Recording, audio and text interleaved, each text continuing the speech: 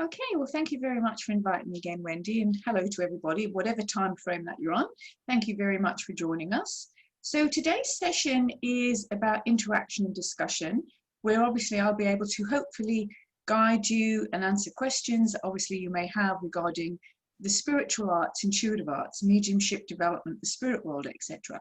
So always remember, what I share with you obviously is from my own opinion, which is formed from my own experience, which Wendy's been very kind saying 20 years, it's nearly 30 years now. So don't say that very often, that I've actually been in this field and working. So I run several different teaching forums. And when I was in Perth, I did have a very, very successful centre. And in Sydney, I really have the centre without the walls. So I have a community where I've gathered people from around the world, and we've created a global community very similar to what Wendy and Victor have done, where we have various groups and teaching groups going on throughout the week. So throughout one normal week, I would teach probably approximately 75 people in different groups from different parts of the world at different times. So part of this is that I'm very passionate about education and correct education with the spirit world. And I'm sure you following this would understand of your own experiences. Everybody has their own opinion. And we always say there's no right and wrong. It's what is true for the individual. But there are things that are right and wrong amongst the great ethics and the guidelines of working with the spirit world, particularly with spiritual mediumships when we talk about honesty and we're talking about truth. And that is simply because the spirit world is such a natural world. They're so aware of thoughts. They're not aware of all of your thoughts, but they are aware of a huge percentage, particularly when we're working.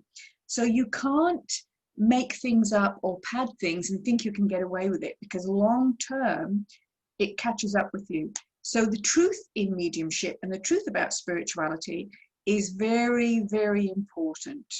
So when we're working, I want you to remember, I'm just going to speak from my truth. It may not sit right with you.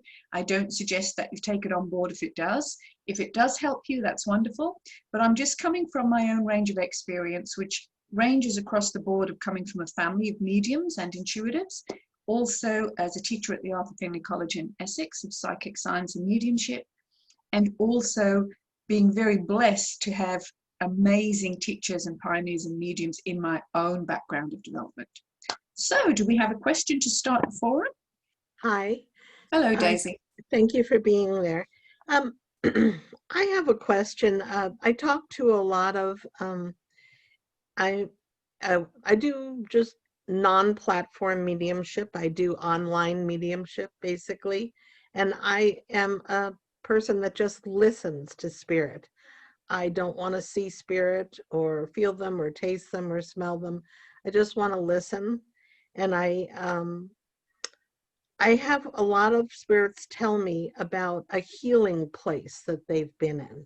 And some of them have even used the term cocoon, like they were in a cocoon.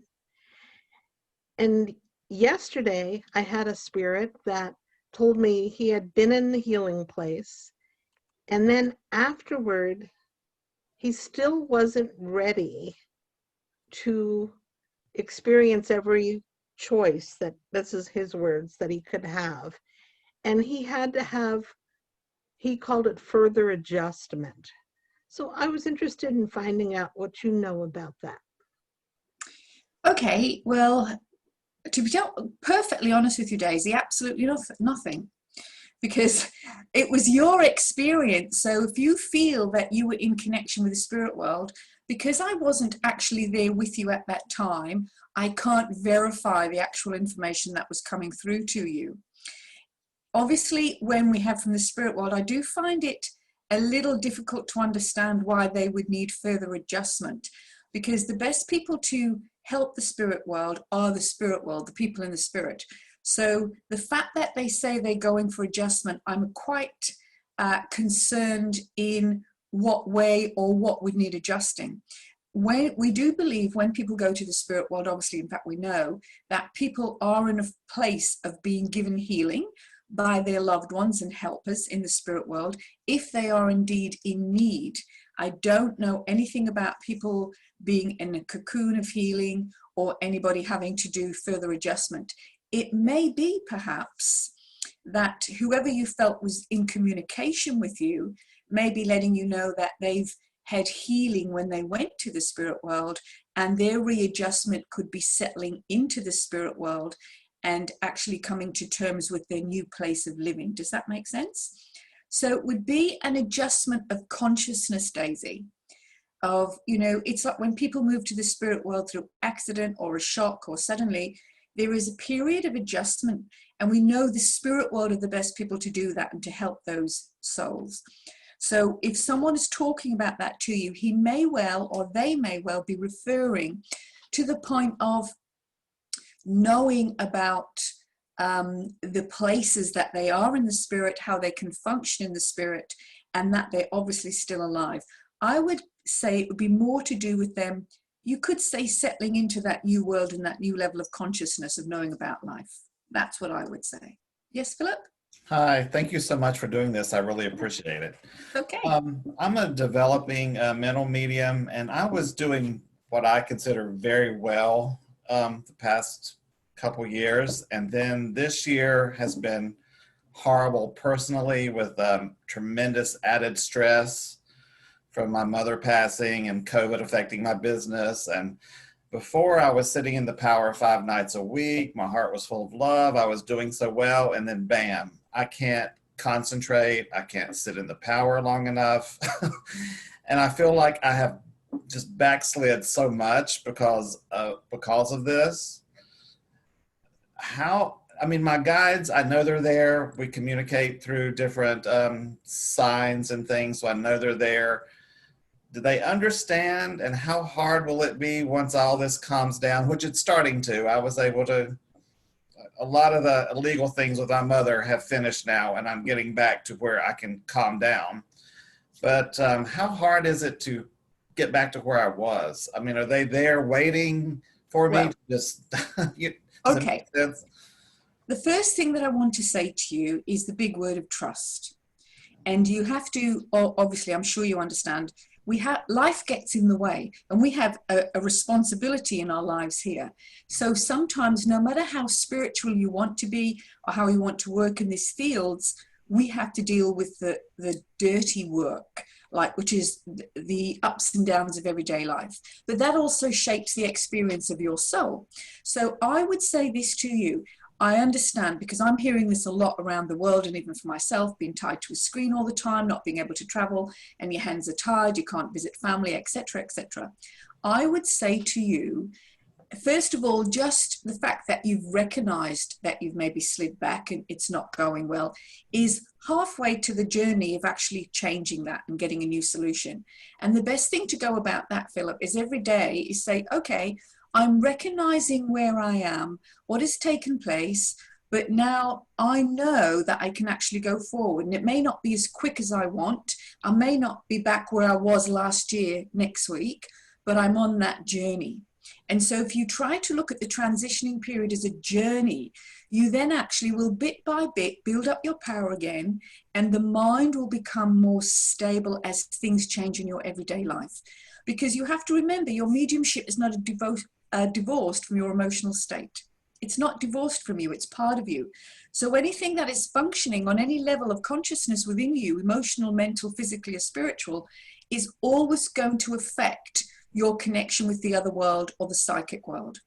So the best thing to do is go to recognize it and say, okay, I fell off the horse for a little while, but now I actually want to get back on, and I'll just do what's right for me. And even if it's only 15 minutes a day, 10 minutes a day, where you have that lovely time of silence, of going within to sit with your own spirit, and hopefully just send the thoughts to the spirit world. Here I am, dear spirit, willing to be of service. Help me get back on my feet, and I will endeavor to do my part of the responsibility, because it's a two-way street, right? And so if you do that, they will pick up that train of thought. I can tell by looking at you, Philip, you haven't lost anything. I can feel the colors with you. You haven't lost anything. You've just gone on a little bit of a slippery dip ride through life. And guess what? The spirit world know that. It's just the fact that they can't control mankind. They can't control what happens in the universe all the time. It is not up to them. We have to go through these experiences. And so what I would say to you is glean what experience these sad times have taught you, because there will be a silver lining in that somewhere, even though we don't think so. And then, of course, the recognition of that silver lining, and then the awareness, well, okay, to get back on the horse, I'll just do a little bit every day and I'll build it up. But you certainly haven't lost connection with the spirit world. You certainly haven't lost anybody around you. It will just be a matter of dealing with everyday things. And you're also human. You're dealing with human grief. Just because we deal with the spirit world does not take away the fact that we have to go through the grieving processes of a life here. Thank you very much. I really appreciate that. You'll be Helps fine. me a lot. Don't worry, you'll be fine. Okay, next question. Hi, thank you again Hi, for Sarah. doing this.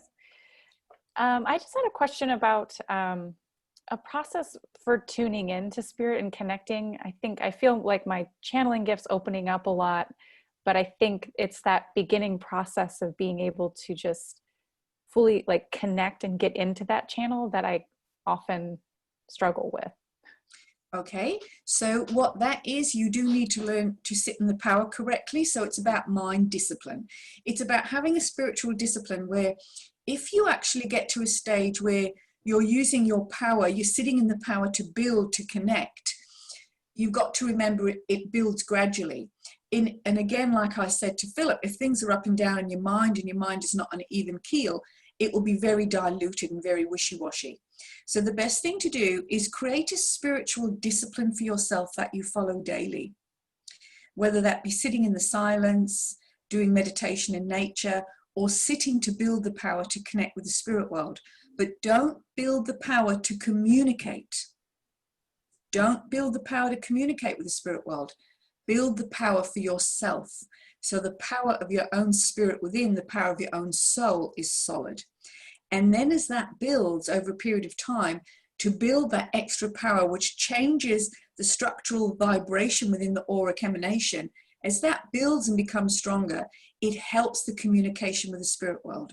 And where people go wrong is that they send out thoughts to the spirit and they expect to hear people, see people, get information. One of the greatest ways is just to be in the power. Just to be in that power by yourself. Like I said to Philip, 10, 15 minutes a day if you can, or a few times a week. Don't look for communication. Don't look who's there. Don't look for a guide or any of that stuff. Just be in the presence of your own spirit and allow that to build so that power which emanates through us becomes more stronger bonded and strongly connected to the other world. Because when that's not connected, that's when all the mediumship and the information gets diluted. So it's just about creating, it's like brushing your teeth. Just create a spiritual discipline. It sounds crazy, but I speak to my spirit people every day. I might be brushing my teeth when I do it. But I always say hello to the other world. And I always say, I'm going to work for your world today. Please be with me. I will do my best for you. And I might be brushing my teeth and I'm doing it. But I'm sending out a positive thought. And then before I go into work, I will sit quietly for 10, 15 minutes to stabilize the mind away from external activity, to bring my focus so the channel of thought that I have is the best I can do at that given time. Thank you. I'm developing, but going back to when I first started, I used to get dreams quite a lot. And a few dreams I had actually came true. But in the dream, it would be somebody that I knew. But then there was one incident that did happen, that actually happened, but I put somebody else. If that makes sense. So it was like I seen my son's friend in a car accident. But a couple of nights before it, it was actually a spiritual thing, and there was two young lads caught my attention, and one of the boys was actually killed in a car accident. Because I didn't know the person, I'd put somebody that I knew in the dream. Right. Okay.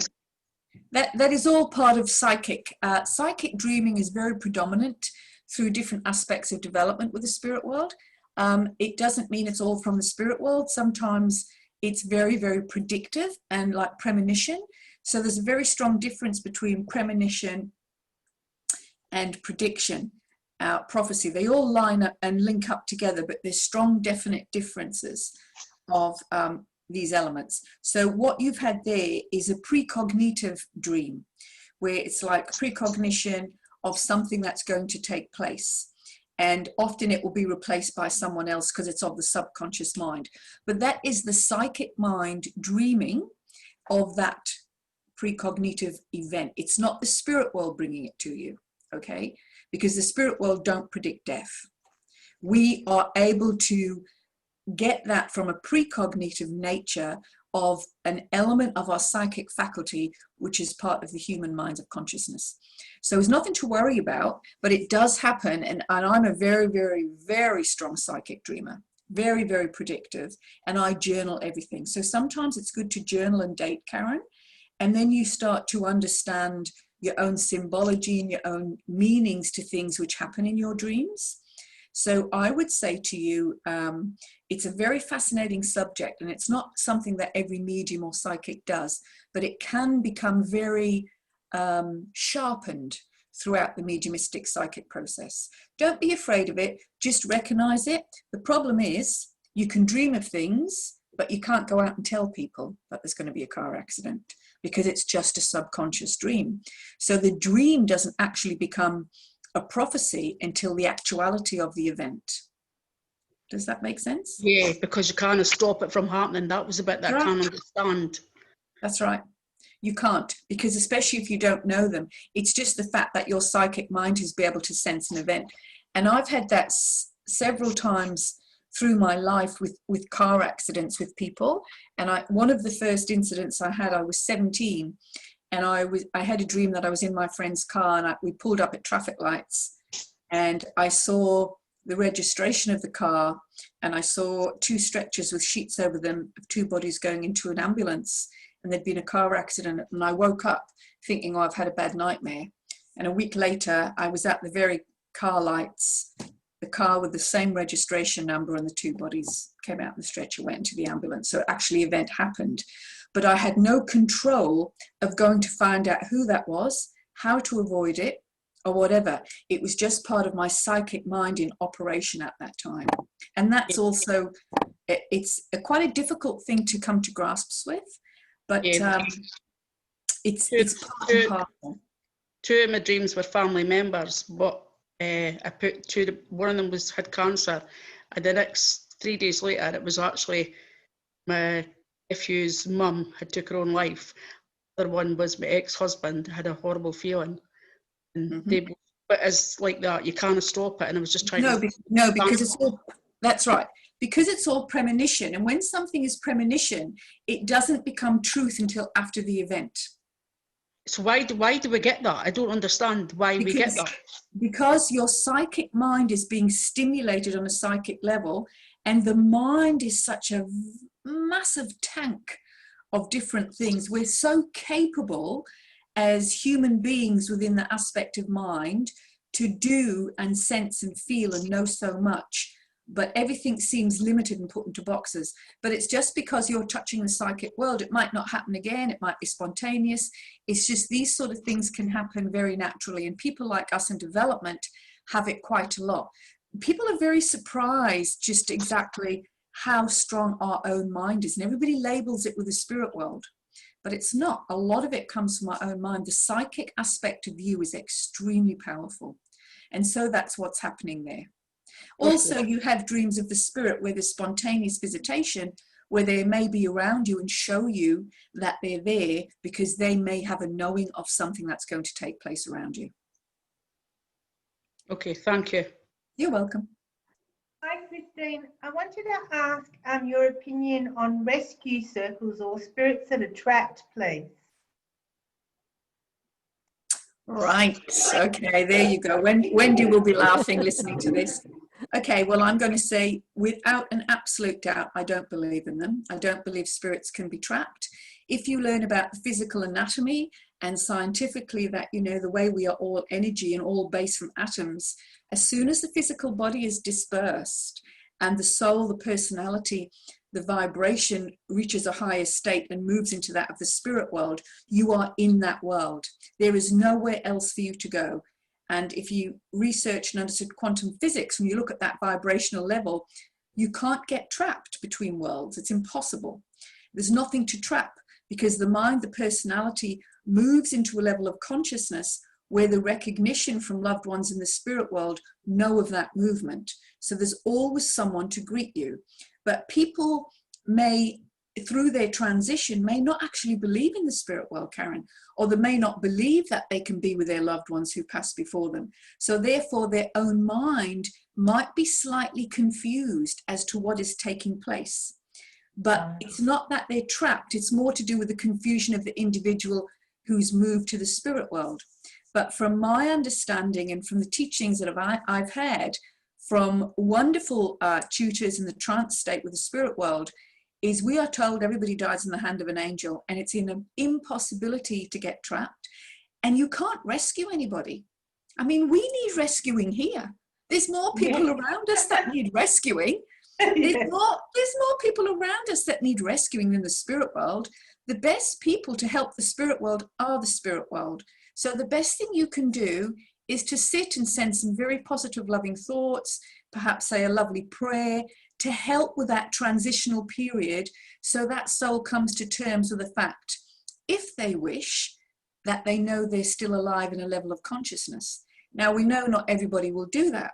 So what happens to those minds who don't want to take that on board is up to the spirit world as well. It is not dictated from the human level of the medium or the human mind. So I have to say, I'm going to be quite blunt. Wendy knows me. I'll be very matter of fact. It is not a matter of saying my word is God, but I want to say to you, if anybody talks to you about a rescue circle, you really need to examine their background, understanding, educational process of what they know, because more often than not, more people need rescuing here. And especially the way life is, the spirit world want us to have a more loving, fulfilling, compassionate, caring and understanding life with each other. So they want us to help each other here and rescue others here. You can't rescue them because they've moved to that higher level. Yeah, that's right. Does that make sense? Absolutely. You can't get trapped between worlds. Absolutely not. It is the trap between world statement is to do with the transitional period of the soul that moves to the spirit and the acceptance, recognition, understanding that they're able to still exist at a level of consciousness that we don't in the human body. Yeah, wonderful. Thank you very much, Christine. Thank you. You're welcome. Hello, Christine. Hi. Okay, so my question is, what is your process of attuning to the spirit world? I don't know, do you do messages about passing, like giving evidence of passing? That's my job. Is that something you do? Yeah, Okay. yes. So can you speak to that then, how you attune before you do that kind of work? Well, it takes a lot of work to develop that. That doesn't happen overnight. And you, again, like as I explained to Sarah, you have to sit and learn to build the power and sit in the power to connect. So the attunement level is, first of all, you need to learn about self-awareness, about yourself, where you're at physically, emotionally, and mentally. And then you would sit what you may call a meditative state, in a quiet state of being, where you would send a thought to the world of the spirit, and where you would start to understand over a period of time the changing of the presence in the atmosphere around you. But this takes time over probably a good set number of years. It doesn't happen in 6 weeks, doesn't happen over a weekend. It's a disciplined process that needs attention all the time. Even now, after 30 years of working with the spirit world, I still sit with them. I still sit. This evening, Wednesday evening, I have a home group that's been sitting for 11 years here in Sydney, and we sit together religiously. And that group now has independent working mediums, and we sit together every week. We sit simply for the presence of the spirit. And from that building of that power, the ability to work with mental mediumship to be able to give evidential communication blossoms. But it's a gradual process, Janet. So it's not a matter of just sitting, I'm going to tune in. You have to build this power, because first of all, when you do start to sit, you're sitting in your own psychic field. You're sitting in your own energy field. And we have to move beyond that over a period of time where we become aware of the elemental change of consciousness and energy that's taking place around us. And how do you begin to understand that that's happening with you? Well, I would say to you, it's definitely a feeling. It's through the clairsentient level, which is the most important level of mediumship. Clairvoyance and clairaudience all stems from clairsentience, because we have to feel what we hear, we have to feel what we see. So everything is an aspect of clairsentience. So it comes from that level of feeling to sense. And I would say that you definitely, when you start, need to have a good medium as a teacher to help guide you into what's happening around you to understand your experiences. Well, I have already started. Oh, good. I have been doing it for over a decade, but I was just curious of what your process was. And what do you mean when you said the thoughts that you're sending to the spirit world? Well, if I'm going to work, say if I'm going to do, the majority of my work is teaching these days, but I still do private readings. Say I probably do, about 6 private readings a week. So if I was going to do private readings today, I would sit to the spirit world and say, oh, I have Anne in my book and Bill in my book. I'm going to work for them today, spirit. So please be with me. I can't control who's coming through. I can't demand. I'm only the messenger. So I have no idea who's going to come and what they're going to say until I sit with my client. But I've sent already a mental thought. And then as I'm starting to blend with my client, talking to them, I always often will feel that presence of one of their loved ones come around me. And then I have to wait until see what my mental perception receives from them, and then I explain it. So if you've been doing it for over a decade, your power should be building quite nicely. Is that correct? Yes, yeah. Yeah. I do a fairly good job. Good. Of course, I'm always wanting to do better. I think we all are trying to improve ourselves as we go along. But I was just curious how you did it. But that makes sense to me. So you sit, you have your own practice, and then you talk to spirit and tell them what your intentions are. And ask. I want to say this to you. Also remember, all of you, intent will give you your content. Ah. Okay. Intention will give you your, if you're a developing medium, intent will give your content. If your intention is correct to be of service to someone, service to the other world, your content will be enabled by the other world if your power is correct. If your intention is sloppy, so will your communication be sloppy. But in those moments, if you can be vulnerable to actually allow yourself to be used as that beautiful vessel and messenger, as that, that person between two worlds to help someone, then if your intention is pure of heart and love, I honestly would tell you that the spirit world will meet you more than halfway to be able to bring what they can to you. Now, if we are not functioning right, like Philip said, he was going through a rough year. If we're not functioning right, or we're sloppy, or we're upset, we've got stress, and the mental mind is there, we can actually disturb all of that ourselves. It's never the spirit world, it's always the medium. So always remember, guys, intent equals your content, but that needs to build over time. It doesn't mean if you sit with the right intentions one day you're going to get miracles. That has to be built over a period of time. Thank you. Yes, Kylie. Hi, Christine. Hi. I have to say on the back of what everybody's saying, I try to live a very mindful, present and loving and very grateful life. And when I'm in the moments of, say, a hug with somebody, I'm there. And that's what I find I build my power from. So I just find that helps. And it's just finding that something everybody seems to be saying, and what you're saying about the intent will give you your content. Yeah. Exactly. It's beautiful. So just a quick back, I try not to connect with spirit until I'm ready to have my turn. I don't want to get the link and start playing with it. I'm at that particular stage. So the other day I was listening to somebody else giving a reading before me. I was very, very tired. I had an image come in of an animal. Now, it's not uncommon for me to have something like a fair or a ball and then a dog following it. So I have objects come in first and then I look behind it for the person. This time I had an animal come in and I had a person behind it, and I thought, okay, I don't like this animal. I'll just run with it though. I did run with it, and I also knew my direction on this particular occasion. I don't always go for direction. I don't try to. And he said, that was me. That's my friend who's still alive. You're going psychic. And I'm like, oh.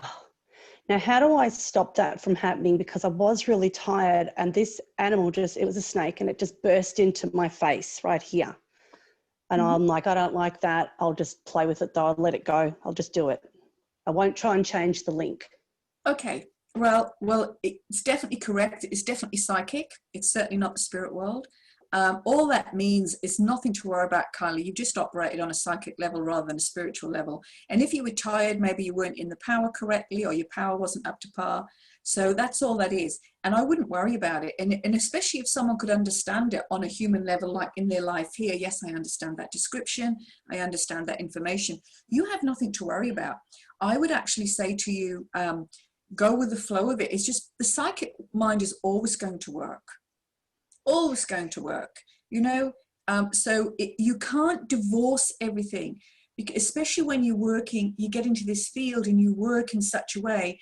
The spirit world and the intuitive life is part of my daily life. I don't know how to live without it.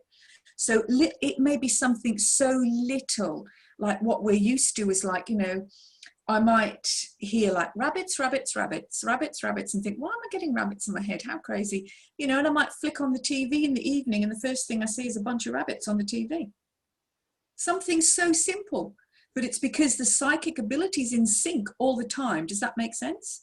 Yeah, But and I actually have trouble with my psychic, and I'm trying to develop it. I'm much more comfortable resonating with mediumship, which is why when I go and my intention is to go medium, and then I go psychic, and I don't know I've done it until they go, no, no, no. And then I say, would you understand this? And then I'm like, oh, no. And it's only happened a couple of times. But on this particular occasion, I started with psychic. So yeah, I think I always think for you, if you build your power a little bit enough, you should get to the stage where, you know, as a working medium, you should know when you're in that power and when you're not. So that will build over a period of time. Don't be too harsh with yourself, Kylie. Just be patient. And, you know, this is one of the things mediums do. They're not kind to themselves. So they'll forget about what they do right and they'll beat themselves up what they got wrong. Be kind to yourself and be patient. It's not the end of the world. And it's the fact that you're just recognizing, and over a period of time, the recognition of what level you're on through that feeling will actually start to resonate with you. And you'll be able to say, I'm not feeling as strong in the power, or gosh, I know I'm in the power. And sometimes it happens very, very naturally, right? So very, do you mean I will recognize between psychic and medium? Is that what you're saying? You should get to the stage where there is the power build strong enough for you, where you can recognize yourself. There's a haven't heard that much. There's a definite difference in feeling. Definitely. Well, that's good to hear. I haven't heard that from hardly anybody ever. Yeah. So it's there is definitely a difference in feeling of psychic and spirit. And you've got to remember, the psychic work that you get, guys, comes from your mind. It comes from this psychic ability within your mind. The spirit information flows through the mind. It flows through the mind, and your mental perception will feel, sense, hear different aspects. And that's why we say to people, work in the moment. Don't go away and get a link before you're doing a reading. Don't get a link for someone before you start to work, because you'll be working from memory. You're not alive in the moment with the spirit world, and that's very, very important. And that's what confused me, because this came in 2 readings before I started, and I'm like, I'm not trying to connect. Mind. It's all right, Kylie. It's just the psychic. I'll recognize it next time. Are you in a development group? Yes. Yeah, you need to be with someone who can say that psychic, and obviously they are, and that's who can define and lead you through those next steps. Yeah. Thank you. Okay. Hi, Christine. Hi. Hello. I'm not sure if you remember me, but I was one of the privileged ones to have you as my teacher back in, I think, 2018 at St. Clement's Monastery, beautiful place in New South Wales. Oh, yes, on the retreat. That's it, exactly. That's it. What an experience. Absolutely. Yes. It was one of the best experiences of my life. I'm glad you enjoyed it. So my question is, I'm not a working medium. I am still a student. I am learning. However, I'm not focusing a lot on the whole development thing. I'm not in a group, for example. I'm not part of a development group. However, I sit in the power a lot, and I am teaching myself the way through this. And what is happening of late is that I'm sensing a lot more spirit around me. Mm-hmm. And generally it is on this side, on the left side of my body, and it's very obvious. I can really feel it. And a lot of times spirit draws close to me when I'm in prayer, for example, I can feel. And also when I think particular thoughts, I have that sensation. So I don't know if spirit's trying to say to me, don't think about that or don't worry about it. That's okay. I'll work that out. What I want to ask you is, since I'm having such a beautiful, strong experience, a clairsentient experience now, how do I move forward from that? How do I develop that further? Okay. Should I be using tools, for example? Like, what do I do with that now? Well, you need to be in a group where you can work it and practice it. You need to work with people to practice your ability to be able to step forward, because you build this by yourself, but somewhere along the line the practice has to come in where you can actually feel it and help it. And so then with this sort of situation, the only way that stimulus will happen is by getting the practice. So if you don't use it, you lose it. So you need to be in a group. Are you in a development group at all? Nothing? No, I'm not. No. Well, if you, I need to find one, actually. Well, if I've got lots online on Zoom. If you're interested, Irina, you can go to my website and email me. Wendy won't mind me saying that. But certainly I have several groups across the week that you might be interested in joining if I can help you. All right. You need to be with a group of developing people so you can learn from each other, strengthen each other, and you can practice your ability with what you got. In all of my groups, I have, 8 groups across 1 week, and they're all mixed with internationals, and some of them are just Australian, but there's a lot of internationals, which is good for people learning with different languages, etc. And I have working mediums and beginners, different various stages, and everybody sits. We all sit in the power on Zoom, and then we work. Wonderful. You definitely need to be in a group where you can be stimulated, and so that can become stronger, because on your own you'll just sit building it with no practice. Exactly. I don't have a direction, I don't have a structure, and that's what I need at this point. That's okay. Okay. Thank you very much, Christina. Just send me an email. Yeah, no problem, Irina. Okay. Thank you. Bye. The other day, my mother started to have visions. She wake up and then start to see things. This happened many years after my father died. But the other day, she called me because she told me start to see three white houses, 1, 2, and 3. But the strange thing is, in every house, there were a lot of lions lying in each wall of every house, as if they were watching or taking care. Not ferocious, not bad. Then he saw me in white blouse and white pants. She told me I look as if I don't know what to do. Sometimes she sees my father, especially this was after my father died. But now have this, I don't know how to interpret it. Well, you can't interpret it, and this because it's not your dream. Okay, so the interpretation is always open to the dreamer, because like symbology, we all have our own code. So people can read to tell you lots of different things, but it's about the feeling she felt associated with the images. It could mean lots of things. It depends what lions mean to her. You know, you're talking about white houses, where they're pure, clean, beautiful places of abode. The lions can also mean strength. It also could mean decision making. There's so many different variances that could be placed around that particular dream, according to the context of what's taking place in your life. but the person who had the dream would need to express the sort of feeling she had with it. Okay, it is not anything negative. It's nothing negative, so don't worry about that. It could perhaps give a indication that you're indecisive at the moment and that there is strength around you, or you are needing strength about certain situations. That may make more sense to you. Yeah, probably. Yeah, Yes, because she told me she was not afraid about that. She feels oh, that's fine. okay. Yeah, that's good. So Before of that, she saw my grandmother. He passed away many years ago. She saw seated very tranquil. So obviously she's quite sensitive. So I don't think there's anything for you to be concerned about. It sounds to me that there is strength around you. You're being given strength, and that perhaps is to do with indecisiveness and decisions around your own life.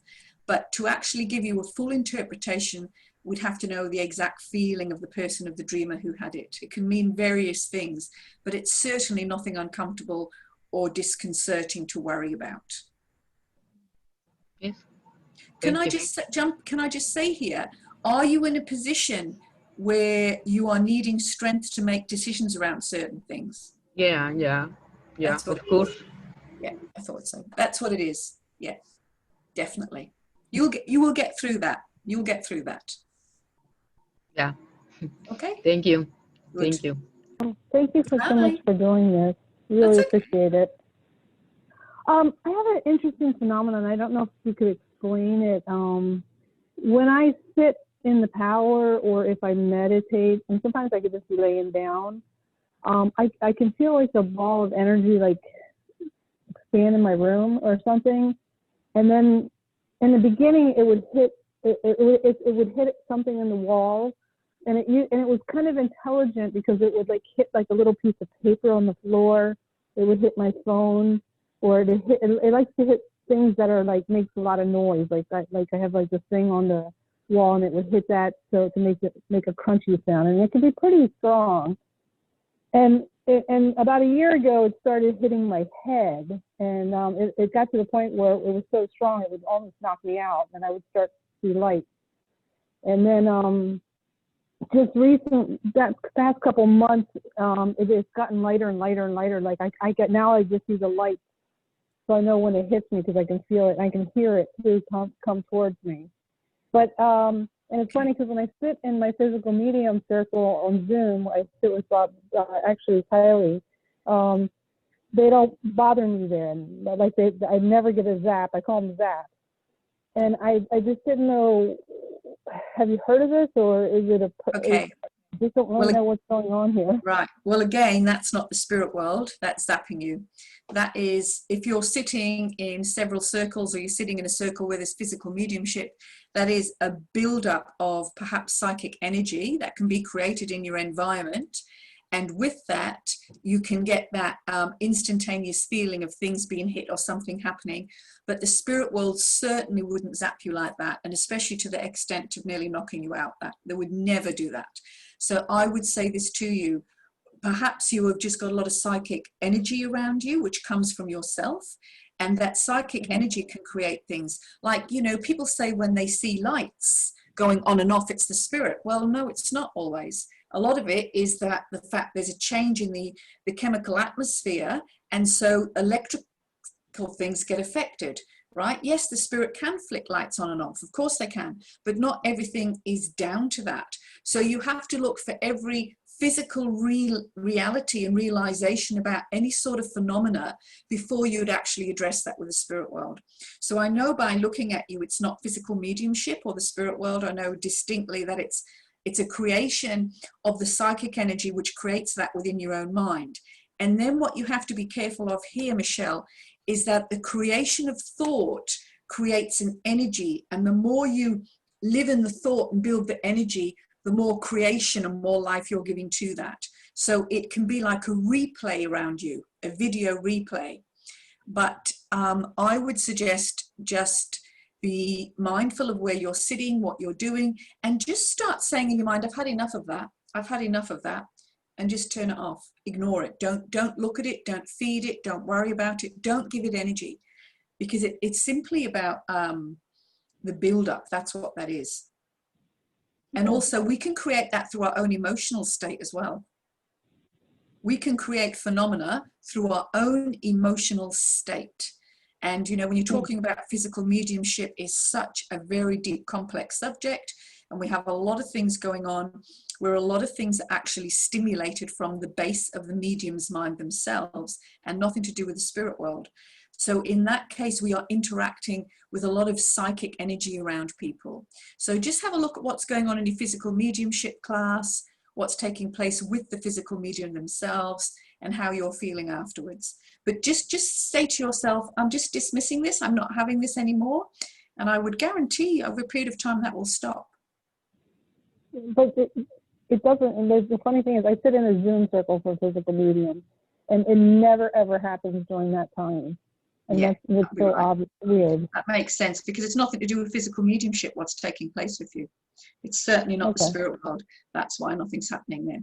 Nothing to be afraid of, Michelle, at all. Absolutely nothing. No, I'm not But- afraid of it at all. It's just Yeah. interesting. I'm just Yeah. like, what is this? It's just an unusual thing that can happen now and again, but also it can be self-created through the mind without realizing it, and the self-creation through the psychic energy around us without realizing it.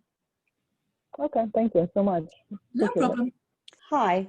Yeah, just in Hello. relation to what you were just talking about, the physical mediumship, I get like sparks of, what are they called? Electric shocks in my earplugs during some of the things as well. So would that be, what would that be? Again, psychic energy. So you'd have to, you've also got to do this, guys, whenever you're looking at anything with the world of the spirit, whether it be mental mediumship, whether it be physical mediumship, trance mediumship, healing mediumship, always marry Mr. Common Sense and Mrs. Reason together. Marry Mr. Common Sense and Mrs. Reason together. Why would the spirit world give you electric shocks through your ear? It doesn't make any sense, right? Doesn't make any sense. They're a far higher intelligence than us. So what is actually taking place there, my love, is actually your body physiologically may be reacting to the energy around you, and it may feel like you're getting a little bit of a shock or a spark, but it's not. It's just simply the element of energy change around the room or the circle that you're sitting in. And the body physiologically reacts to that. It's when we see people doing meditation or sitting in the power and they start rocking and all that sort of stuff. That's all physiological and the mind, nothing to do with the spirit world. They don't sit there and push people or put electric shocks in your ears. Why would they do that? Waste of time and energy for the medium. That's It's what I all- wanted, because it's like Yeah. small shocks. It just crackles in my ear, and Yeah. both ears, and I can feel it during the particular circle. So I just wondered if that was whatever. Yeah. No problem.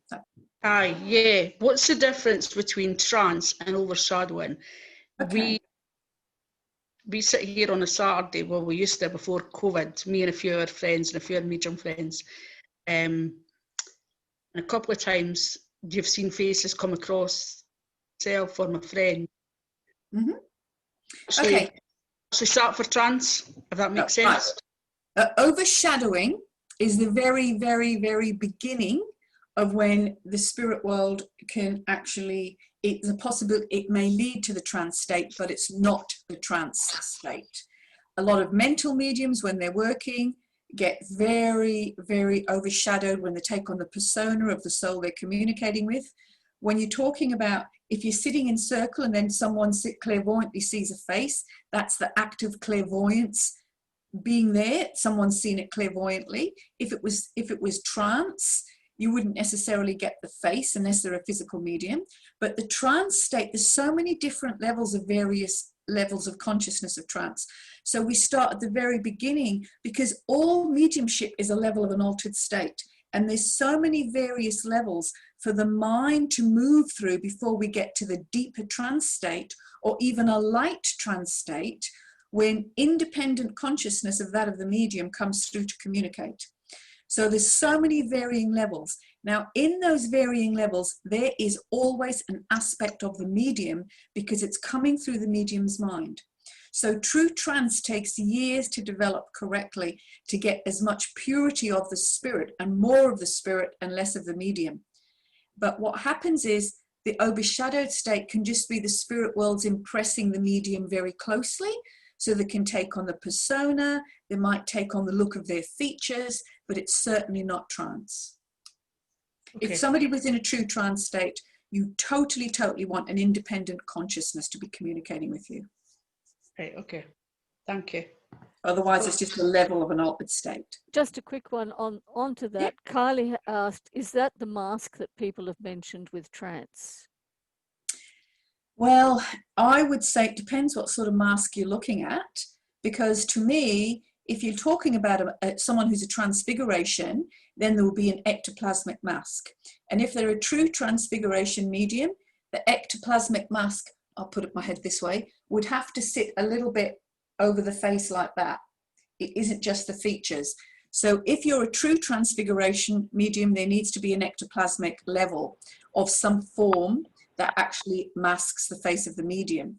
That is not to do with the trance. If you're getting like a feeling of a face when someone's in the trance state, you may be independently as a medium clairvoyantly sensing the features of the influence that's working through the medium at that time. Yes. Are orbs a physical mediumship thing? Well, a true orb may be an aspect of that, but a lot of people mistake all these little lights and dots and they see in photographs as orbs, and actually they're not. They're just energetic molecules within the atmosphere. And a lot of it can be with light and dust in cameras. If you're getting a true orb, true orb normally develops a face within it, or something within it. I'm getting faces. Over a period of time. So if you have a true orb, then there would probably be a spirit face within that. There are spirit faces within the orbs that I see. There are dust particles as well. Yes, there would be. There would be a mix of everything. Then they're quite rare. They're very rare to get a true orb. But normally when it's happened and we've seen it, it can be the presence of the spirit world very strongly, the power of the spirit. Right. And then sometimes you can put the photograph away of the orb and then eventually a face will appear. But it's a very, very fine line. What is a true orb of an element of power and energy as to what is actually just in the atmosphere? Okay, well, I definitely do see the faces in the orb. As long as the faces are very clear. They're clear. Yeah, not making features work. They have to be very, very clear. I get you there because I only save the ones that the faces are very clear on. Good. Quickly. Yes, Karen. Sorry. See, when my granda passed, because I'm developing, I was in the room, and to understand, I think I felt that people must have thought I needed a straitjacket. I seen him in his bed, and I was at the bottom, and I remember going, "Do you see that? Do you see that?" And it was like a white shadow, an outline of him, and it was like a book. There's no way I could describe it. Like the person, that's the way it lifted. Would that have been his soul leaving, his spirit soul leaving the body? Had he already passed? He just passed at that time. No, not necessarily. It was probably the fact that he was just come to you at that time. If it was at the exact time, if it was the exact time of that moment that he had passed and you could recognize that possibly could have been something like that. But it's more the fact that you were having a spontaneous experience of spiritual intervention where there was a knowing of that soul moving to the other world and a passing had happened. And because it's energetic and because it's an energy form, there will be lots of things that you might feel like it's leaving, or a cloak or a wisp or a book or a haze, but actually that's just all energy. It's not necessarily what you're seeing as the soul. It's the movement of the spirit, the movement of mind and the spirit. Rather lovely. So thank you, everybody. Perhaps everybody could give Christina a shout out if you just like to unmute yourself and say thank you. Thank you very much. Okay. Thank you. Thank you so much. Thank you. Christine. Thank you very, very much. Thank you, Christine. And Thank you, Christine will Christine. hopefully be back in 2 weeks' time. We will. 2 weeks. We will. 2 weeks from today. Same time, 2 weeks from today.